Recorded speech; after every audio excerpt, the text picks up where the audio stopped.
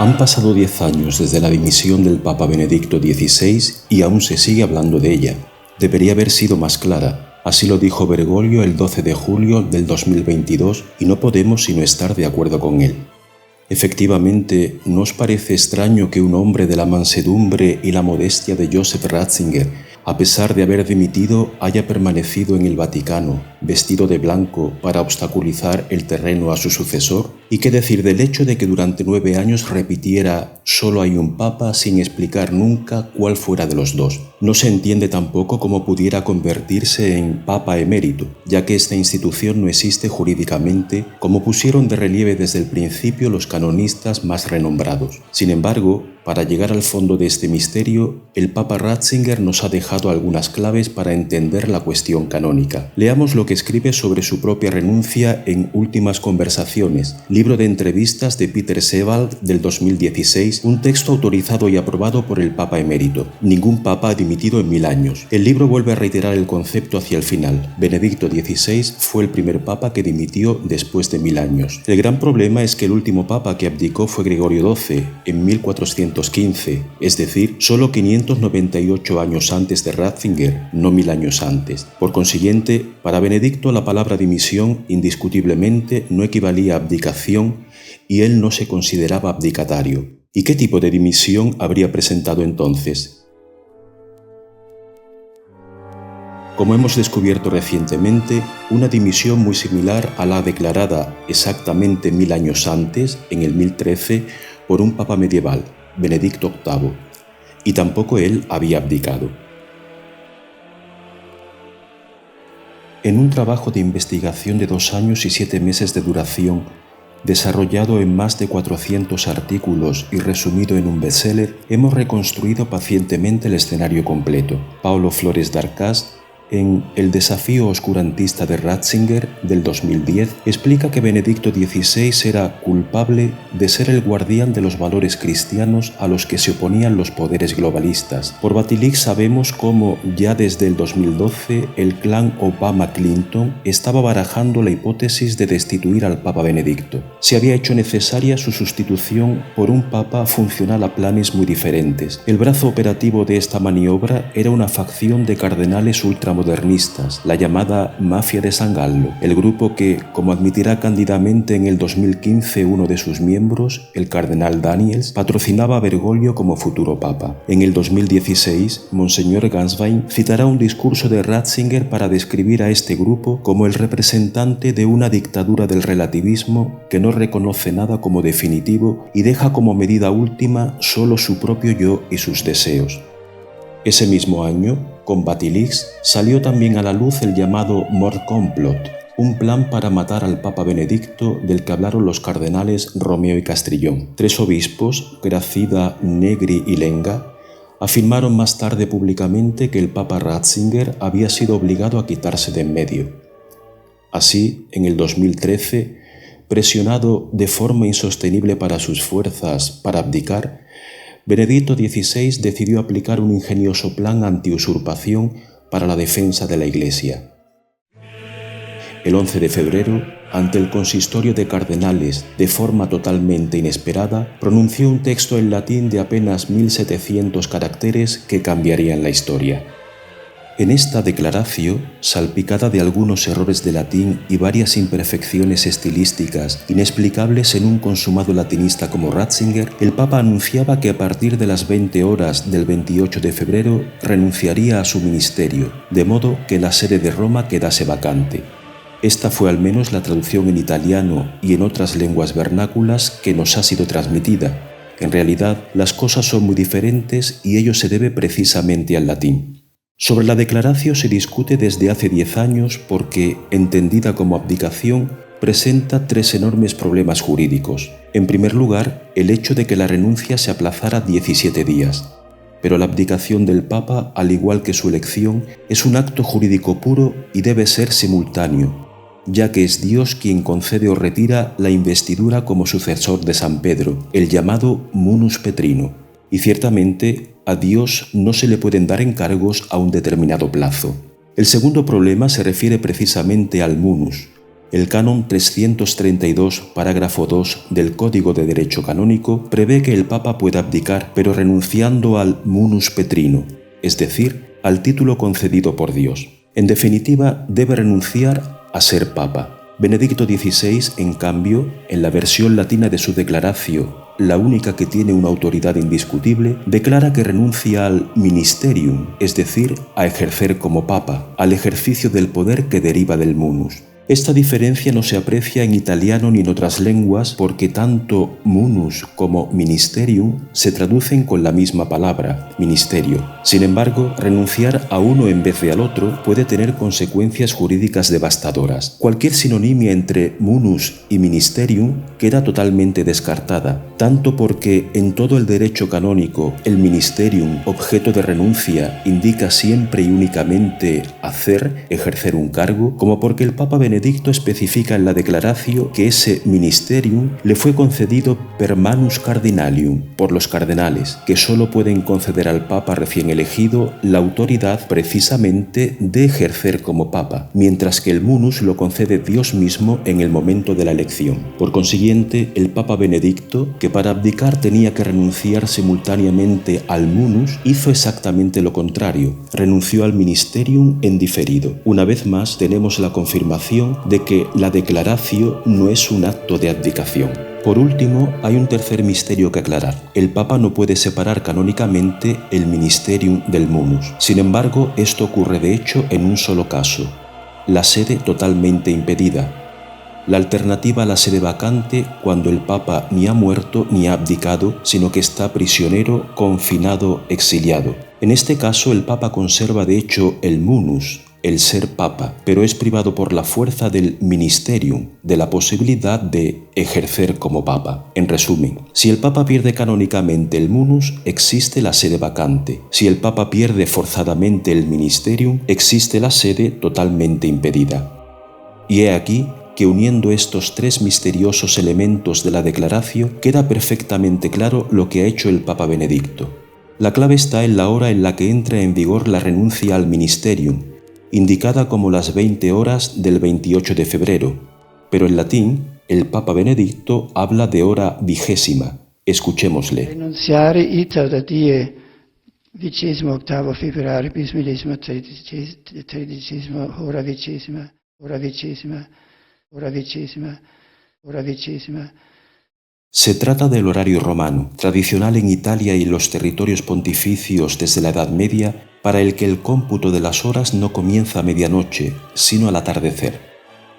El 28 de febrero del 2013, el sol se ponía a las 18 horas, por lo que basta añadir otras 20 horas y nos encontramos precisamente con la 20ª hora del 28 de febrero, que corresponde según nuestro horario a las 13 horas del 1 de marzo. ¿Pero qué acababa de ocurrir en ese momento? Hay que recordar que el Boletín del Vaticano sale siempre entre las 12 y las 13 horas. Ese 1 de marzo, aproximadamente a las 12:30, el cardenal decano Angelo Sodano convoca a través del boletín el nuevo cónclave mientras el Papa Benedicto no es abdicatario. El cónclave es, por tanto, ilegítimo y produce un golpe de Estado que envía automáticamente a Benedicto XVI a una sede totalmente impedida, el estatus del que hemos hablado, que le priva del ministerium. Por lo demás, ¿es posible imaginar un papa más impedido de aquel que se ve elegir a otro papa en su lugar mientras él es todavía reinante? Por eso, Benedicto ha conservado el nombre pontificio, la sotana blanca, la bendición apostólica y la residencia en el Vaticano. No en vano, el Papa Benedicto hará decir a Monseñor Ganswein en la Universidad LUMSA: si no creéis, la respuesta se encuentra en el libro de Jeremías, donde casualmente leemos esta frase única en toda la Biblia: yo estoy impedido. Però io ho detto obbedisco, o credete o non credete. Se non credete, leggete o Geremia o Jesaja in italiano, come dice Jesaja in italiano. Y así se aclara el inexplicable aplazamiento de la inexplicable renuncia al ministerium. Voi sapete che questo giorno mio è diverso da quelli precedenti. Non sono più Pontefice sommo della Chiesa Cattolica fino alle 8 di sera, sono ancora poi non più.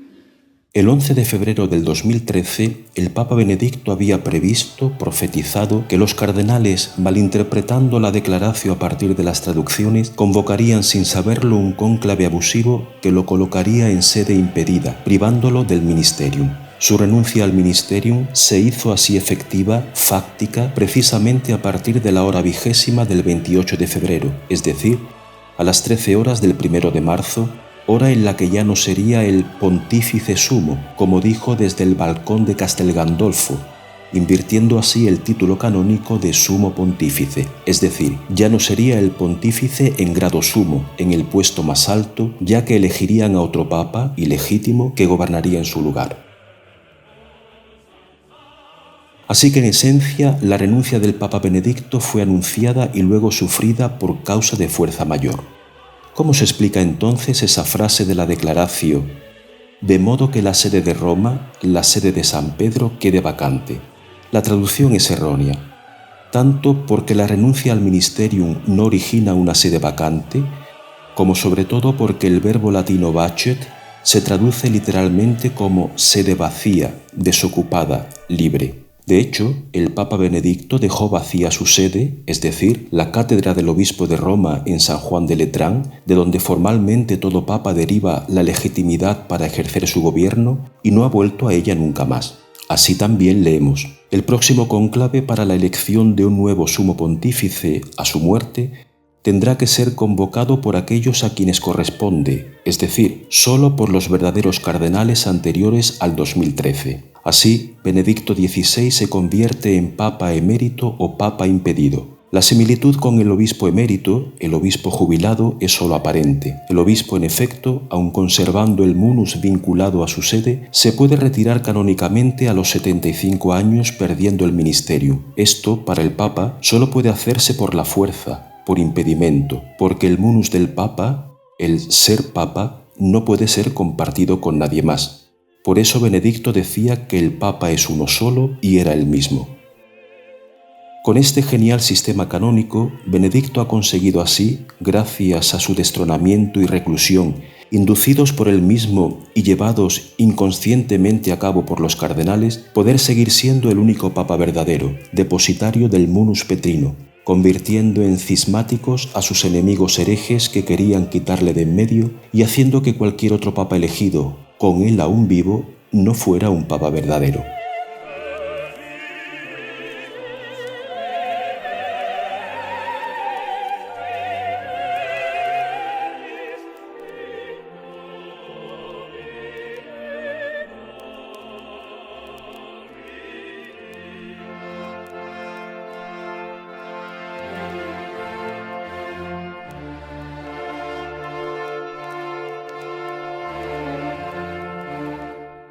El presunto Papa Francisco es por tanto un antipapa y como tal su pontificado deberá ser anulado. Esta es la realidad canónica.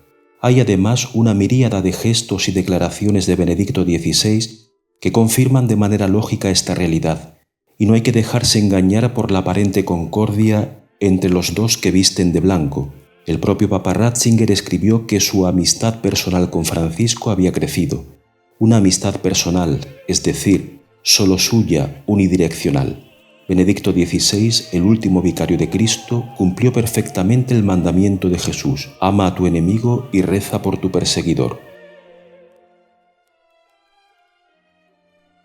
En todos estos años quiso separar a los creyentes de los no creyentes, como él mismo declaró al Herder Correspondence, que las ovejas tuvieran olfato para reconocer al verdadero pastor, renovando la propia fe y fortaleciendo el papado. Hoy el problema es comunicar a los cardenales cómo se ha desarrollado esta dimisión tan especial del Papa Benedicto, que ha llevado a la Iglesia a un estado de suspensión jurídica, de pontificado de excepción durante los últimos 10 años. En efecto, el Canon 335 prescribe: cuando la sede romana esté vacante o totalmente impedida, no se cambie nada en el gobierno de la Iglesia. Actualmente, nuestra investigación periodística está censurada por las redes sociales y por el mainstream, acosada y condenada al ostracismo incluso por cierto mundo tradicionalista interesado en mantener el status quo. Pero el riesgo es enorme. Si el próximo cónclave incluye, aunque sea solo uno de los 81 cardenales inválidos nombrados por el antipapa Francisco, será elegido otro antipapa, de nuevo carente del munus y por tanto, desde la perspectiva de la fe, privado de la asistencia del Espíritu Santo. Esto significaría el fin de la Iglesia canónica visible, con la continuación de la línea de sucesión antipapal de Bergoglio. Por eso, Benedicto, cuando Sebald le preguntó si él podría ser el último papa tal y como lo conocemos hasta ahora, respondió: todo puede ser. ¿Cómo resolver la cuestión? Se necesita inmediatamente una investigación canónica promovida sin ningún miedo por el colegio cardenalicio. Por lo demás, si Bergoglio sancionara a un cardenal que solo quisiera clarificar la situación, admitiría implícitamente no tener los papeles en regla. De una manera aún más fácil, bastaría con gritar la verdad a todo el mundo, explicarla libremente y el antipapa se vería obligado a abandonar el trono. Inmediatamente después habría que convocar un nuevo cónclave con verdaderos cardenales nombrados antes del 2013. Ya vamos con retraso. La fecha límite para convocar el cónclave era el 20 de enero del 2023. La Iglesia está sin guía, sin papa. Después de 9 años en sede impedida, nos encontramos de nuevo en sede vacante. Han sido necesarios 10 años, pero la verdad, dice San Agustín, es como un león. Una vez liberada, se defiende por sí sola.